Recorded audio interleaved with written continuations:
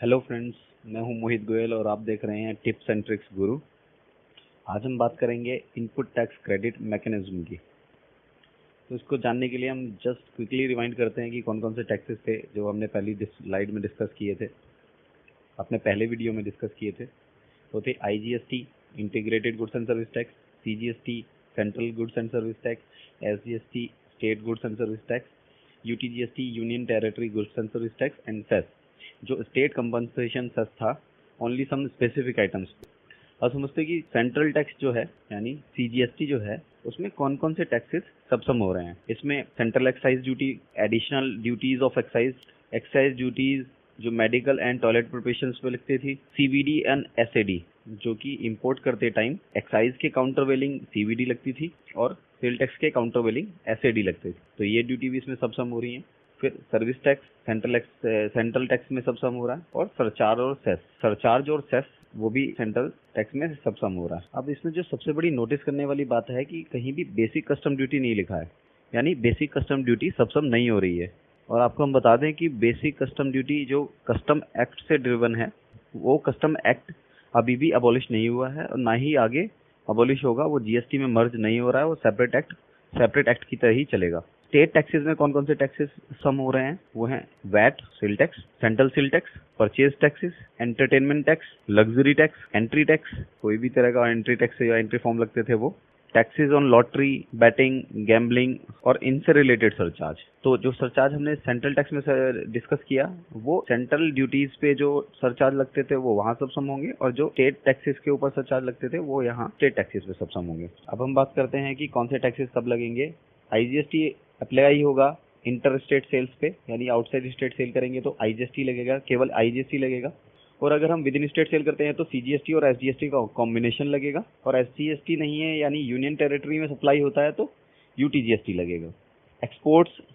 Imports और deemed export यानी SEZ को जो एक्सपोर्ट होगा उसको इंटर स्टेट सप्लाई माना जा रहा है तो उस पर भी IGST चार्ज होगा। ऑल्दो की कुछ एग्जम्पशंस दी गई हैं, कुछ एक्सपोर्ट प्रोसीजर्स में फॉर्म्स का भी जिक्र किया गया है, तो फॉर्म्स के ऊपर ये एग्जम्प्ट हो सकते हैं, लेकिन नॉन एग्जम्प्टेड कंडीशन में इस पर IGST चार्ज होगा। आइए क्विकली समझते हैं कि इंटर स्टेट ट्रांजेक्शन किसे कहते हैं और इंटर स्टेट ट्रांजेक्शन किसे कहेंगे। जब मिस्टर A जो दिल्ली से हैं वो मिस्टर B हरियाणा को सप्लाई करते हैं तो इसे एक स्टेट से दूसरे स्टेट की ट्रांजेक्शन बोलेंगे, यानी इंटर स्टेट ट्रांजेक्शन बोलेंगे। जो मिस्टर A हैं दिल्ली के, वो मिस्टर B दिल्ली में ही किसी को सप्लाई करते हैं तो वो इंट्रा स्टेट ट्रांजेक्शन हो जाएगा, यानी विद इन स्टेट ट्रांजेक्शन कहेंगे। एक्सपोर्ट के केस में मिस्टर A इंडिया के, वो मिस्टर B कोई USA में है या अदर कंट्री में है, उनको मटेरियल सप्लाई करते हैं तो उसे treat as a inter state supply किया जाएगा, लेकिन उसे एक्सपोर्ट बोलेंगे। इंपोर्ट के केस में कोई USA से मटेरियल सप्लाई करते हैं तो उस केस में वो इसे इंपोर्ट मानेंगे और इसे भी इंटर स्टेट ट्रांजेक्शन की तरह ही ट्रीट किया जाएगा और इस पे भी IGST चार्ज होगा। और डीम्ड एक्सपोर्ट, जब कोई मिस्टर A हैं वो दिल्ली से हैं और वो विद इन दिल्ली भी अगर सप्लाई करते हैं SEZ को तो भी इंटर स्टेट ट्रांजेक्शन माना जाएगा। और आउटसाइड दिल्ली यानी किसी अदर स्टेट में SEZ लोकेटेड है, वहां भी सप्लाई करते हैं तो भी उसे इंटर स्टेट सप्लाई ही माना जाएगा और IGST चार्ज होगा। क्विकली एक रिव्यू कर लेते हैं जो हमने अपनी पहली साइड में डिटेल में बताया था। IGST का यूटिलाइजेशन IGST के लिए होगा, बचा हुआ बैलेंस CGST में यूटिलाइज होगा और बच जाता है कुछ बैलेंस तो उसे SGST या UTGST के लिए यूटिलाइज कर सकते हैं। CGST का यूटिलाइजेशन अपने लिए CGST के लिए होगा और बच जाता है तो उसका यूटिलाइजेशन IGST के लिए कर सकते हैं।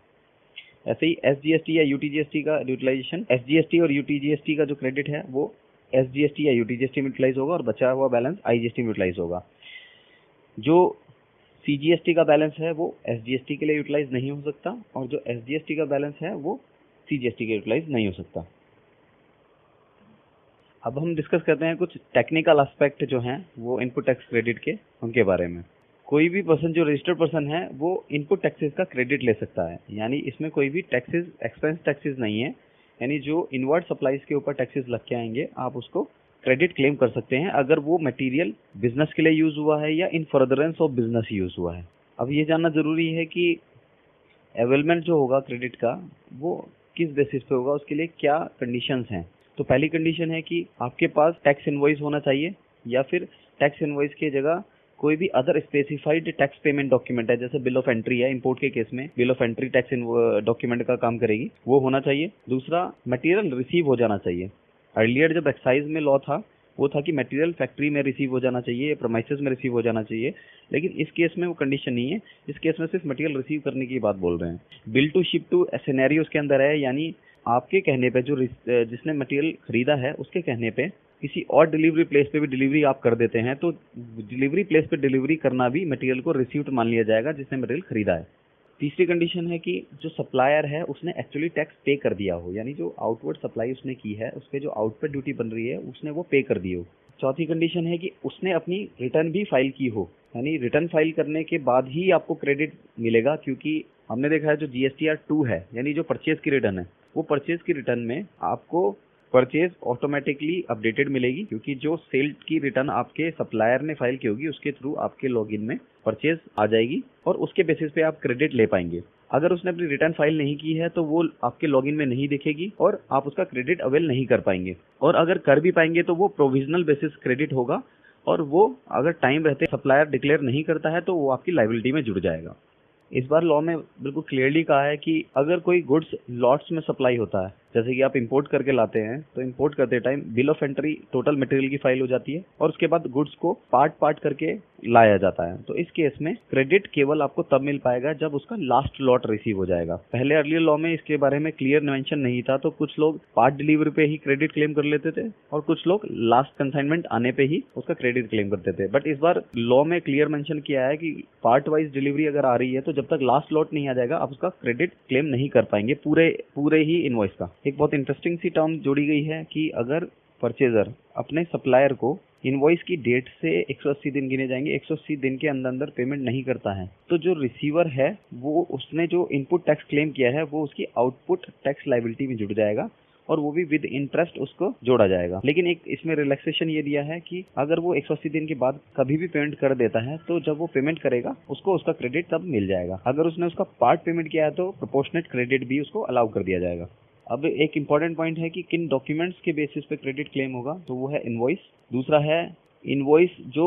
रिसिपिएंट खुद इशू करेगा, यानी लॉ में एक प्रोविजन दिया गया है कि अगर आप अनरजिस्टर्ड डीलर से परचेस करते हैं तो उस केस में आपको इनवॉइस जनरेट करना होगा और रिवर्स चार्ज में लायबिलिटी जमा करनी होगी। तो जो इनवॉइस आपने जनरेट किया है उस बेस पे आप उसके टैक्स के पेमेंट के प्रूफ के साथ आप क्रेडिट क्लेम कर सकते हो। डेबिट नोट के थ्रू क्रेडिट क्लेम कर सकते हो, यानी सप्लायर ने कोई आपको डेबिट नोट दिया है तो उसमें टैक्स चार्ज किया है, उस टैक्स का आपको क्रेडिट मिल जाएगा।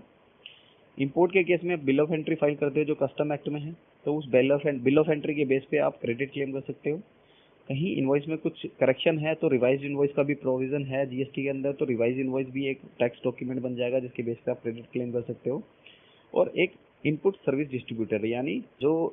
आपके बिहाफ पे सर्विस रिसीव करती है आपकी ब्रांच और उसका क्रेडिट आपको ट्रांसफर कर देती है, तो उसके लिए एक इनवॉइस वो जनरेट करेगी, उसके बेस पे भी आप क्रेडिट क्लेम कर सकते हैं। अब इनवॉइस में भी क्रेडिट क्लेम करने का एक टाइम बाउंड किया गया है इसको भी, कि आपको पता है कि जैसे एनुअल रिटर्न जो फाइल होगी जीएसटी में वो नेक्स्ट जो ईयर होगा, यानी असेसमेंट ईयर जो होगा उसकी 31 दिसंबर तक का है एनुअल रिटर्न फाइल करने का टाइम है। लेकिन जो आपका इनवॉइस है उसका क्रेडिट क्लेम आप केवल अप टू सितंबर ही कर सकते हैं। वो इसलिए कि 3 महीने का टाइम रिटर्न प्रिपरेशन के लिए दिया गया है और सितंबर तक आप पिछले साल से रिलेटेड कोई भी इनवॉइस है उसका क्लेम सितंबर तक क्लेम कर सकते हैं। इनपुट सर्विस डिस्ट्रीब्यूटर है वो भी क्रेडिट डिस्ट्रीब्यूट कर सकते हैं, विद इन सेम मंथ कर सकते हैं। तो किस तरह से सीजीएसटी, एसजीएसटी, यूटीजीएसटी या आईजीएसटी का डिस्ट्रीब्यूशन होगा उसके बारे में detail provision rule 4 of ITC में दिए गए हैं, हम उसके बारे में अलग से डिस्कस कर सकते हैं या आप उस रूल को पढ़ सकते हैं। आईएसडी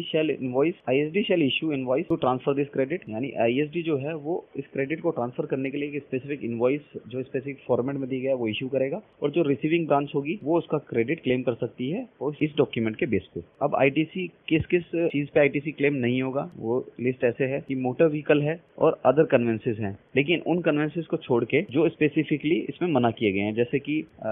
मटेरियल ट्रांसपोर्ट करने के लिए ट्रांसपोर्ट व्हीकल है उस व्हीकल का क्रेडिट मिल जाएगा, लेकिन जो पैसेंजर व्हीकल है उसका क्रेडिट नहीं मिलेगा। और कुछ गुड्स या सर्विसेज ऐसी हैं जो फॉलोइंग कैटेगरी में फॉल करती हैं तो उनका क्रेडिट अलाउड नहीं होगा। जैसे कि फूड एंड बेवरेजेस है, जो पहले भी कंडीशन हुआ करती थी, आउटडोर केटरिंग सर्विस है, ब्यूटी ट्रीटमेंट है, हेल्थ सर्विसेज है, यानी हेल्थ इंश्योरेंस वगैरह दिए हैं, कॉस्मेटिक है, प्लास्टिक सर्जरी है, ये इनका क्रेडिट, इनके ऊपर जो बिल के ऊपर क्रेडिट होगा उसका क्रेडिट क्लेम नहीं हो पाएगा, जबकि अनलेस अनटिल की ये स्पेसिफिक सर्कमस्टेंसेस की ना हो, यानी ये आउटपुट सर्विस देने के लिए इनपुट सर्विस ना ली गई हो। अगर ये आउटपुट सर्विस देने के लिए इनपुट सर्विस ली गई है तो इनका क्रेडिट अलाउ होगा। अब सेकंड कंडीशन है कि किसी क्लब की मेंबरशिप ली है या हेल्थ या फिटनेस सेंटर की मेंबरशिप ली है तो उसके ऊपर क्रेडिट अलाउ नहीं होगा। अब जो टैक्सी वगैरह हायर की जाती हैं तो रेंट ए कैब, इनके ऊपर क्रेडिट नहीं मिलेगा, लाइफ इंश्योरेंस पे क्रेडिट नहीं मिलेगा, हेल्थ इंश्योरेंस पे क्रेडिट नहीं मिलेगा। लेकिन अगर ये लॉ में मैंडेटरी कर दिए गए हैं, यानी लेबर लॉ, फैक्ट्रीज एक्ट और अदर कोई लॉ है जिसमें इस चीज को करना मैंडेटरी किया गया है, तो इस केस में आपको क्रेडिट अलाउ होगा। पहले जो एक्साइज में लॉ हुआ करता था उस केस में भी ये कंडीशन थी, बट ये क्लियरिटी नहीं थी कि लॉ में अगर मैंडेटरी है प्रोविजन तो भी क्रेडिट मिलेगा या नहीं। लेकिन यहाँ पे जीएसटी में इसको क्लियर कर दिया गया है कि अगर किसी लॉ की ऑब्लिगेशन को पूरा करने के लिए आपने ये सर्विसेज की हैं, यानी तो जो है इंश्योरेंस, लाइफ इंश्योरेंस है या हेल्थ इंश्योरेंस है, तो उसका क्रेडिट आपको अलाउ हो जाएगा। अब ट्रैवल बेनिफिट्स जो एक्सटेंड किए गए हैं एम्प्लॉयज़ के लिए,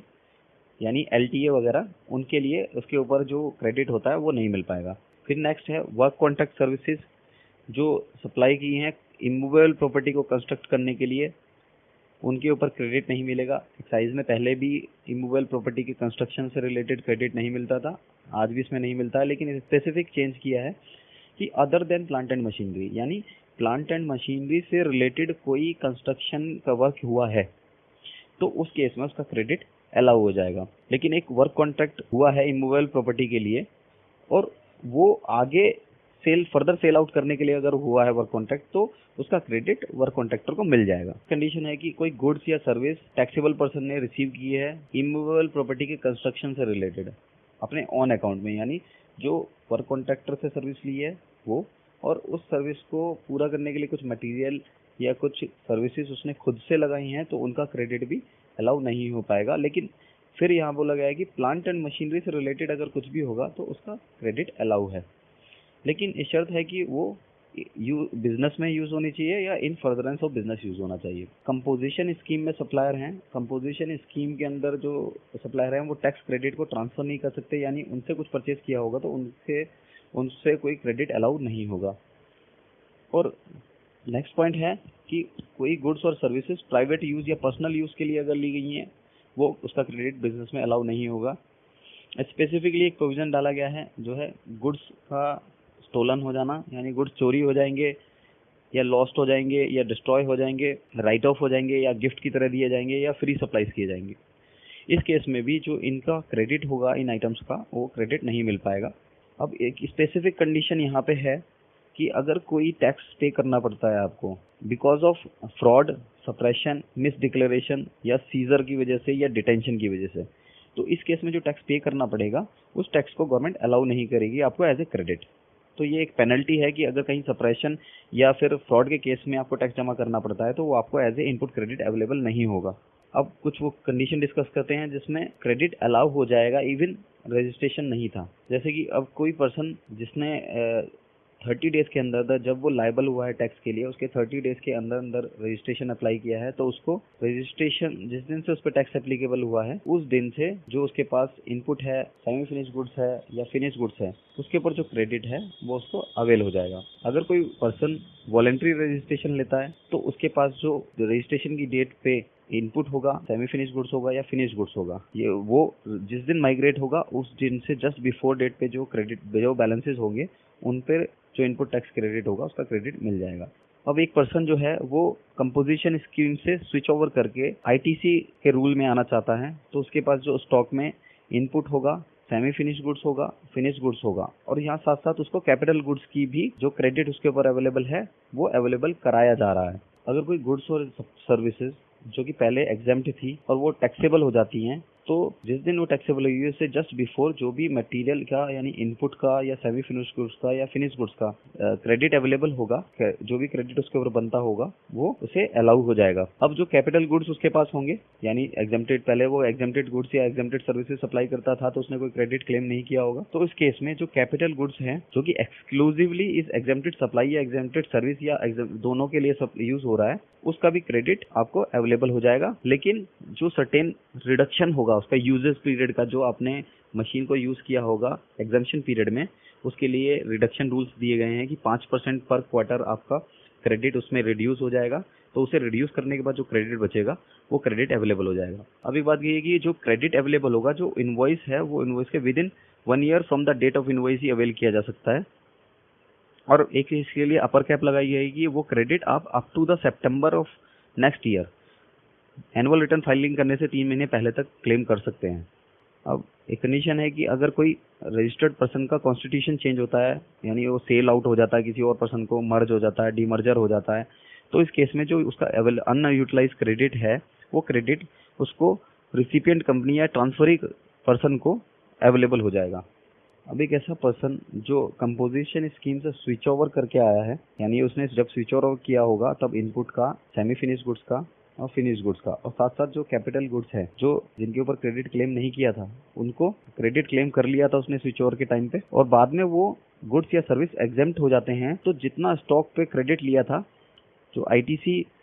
स्टॉक के ऊपर होगा, सेमी फिनिश या फिनिश गुड्स के ऊपर होगा और कैपिटल गुड्स के ऊपर होगा, वो उसे पे करना पड़ेगा। अब कोई कैपिटल गुड्स या प्लांट एंड मशीनरी को जिसके ऊपर क्रेडिट अवेल कर लिया गया है उसको रिमूव किया जाता है, इसको कहीं और सप्लाई किया जाता है, तो इस केस में 5% पर क्वार्टर के हिसाब से जो उसका क्रेडिट है वो रिवर्स कर दिया जाएगा और जो बचा हुआ क्रेडिट है वो उसको इनवॉइस पे ट्रांसफर करना होगा। लेकिन एक बात और है, जो ट्रांजैक्शन वैल्यू होगी उस एसेट्स की, अगर उस ट्रांजैक्शन वैल्यू पे जो जीएसटी एप्लीकेबल है उसका टैक्स जो कैलकुलेट करेंगे, अगर वो टैक्स ज़्यादा बैठता है तो इस 5% जो रिवर्सल करने के बाद टैक्स बन रहा है उसको नहीं लगाया जाएगा, ट्रांजैक्शन वैल्यू को लगाया जाएगा। यानी इन दोनों में से जो ज़्यादा होगा टैक्स, उस टैक्स को लगाया जाएगा। तो दोस्तों हमने पूरी डिटेल स्टडी की है आईटीसी प्रोविजंस की, और जो भी इंपॉर्टेंट पॉइंट्स थे हमने हाईलाइट किए हैं। होप ये सारे पॉइंट्स आपको क्लियर हुए होंगे और ये आपको यूजफुल प्रूव होंगे। और आपकी अगर कोई क्वेरी अभी बच जाती है तो आप हमें कांटेक्ट कर सकते हैं, हमें ईमेल कर सकते हैं, हमें टेक्स्ट लिख सकते हैं। जीएसटी की अपडेट्स के लिए हमारा चैनल सब्सक्राइब करना ना भूले। Tips and tricks Guru.